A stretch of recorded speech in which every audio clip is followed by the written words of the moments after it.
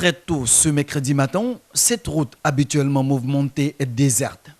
Tous les magasins sont fermés. C'est sur ce trajet que l'opposition guinéenne a donné rendez-vous à ses militants.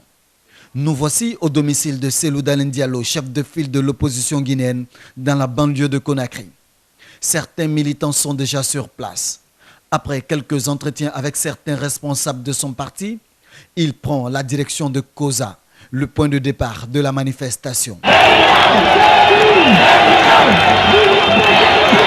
De Koza, en passant par Bambeto, Amdalaï jusqu'au stade du 28 septembre, la mobilisation est sans commentaire. Alors on se réjouit de voir les Guinéens autant mobilisés pour marquer leur soutien et exprimer leur ras-le-bol par rapport à la mauvaise gouvernance qui prévaut aujourd'hui en Guinée.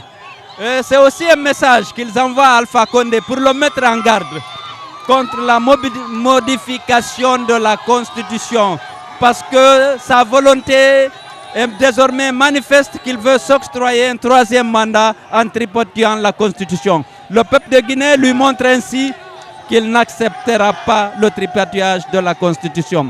Nous protestons également contre la non-application de l'accord politique du 12 octobre qui avait repris les engagements du gouvernement et de la CENI pris depuis 2013 pour organiser les élections locales. Faut-il rappeler que ces élections locales devraient être organisées depuis 2011 et que M. Alpha Condé a refusé de les réaliser puisqu'il a nommé en lieu et place des élus locaux, des cadres du RPG qui sont devenus des auxiliaires précieux pour la propagande du parti présidentiel et pour la fraude électorale. Cette première journée de manifestation en République de Guinée s'est déroulée sans un incident majeur. L'opposition guinéenne compte encore descendre dans la rue le 9 et le 16 août 2017.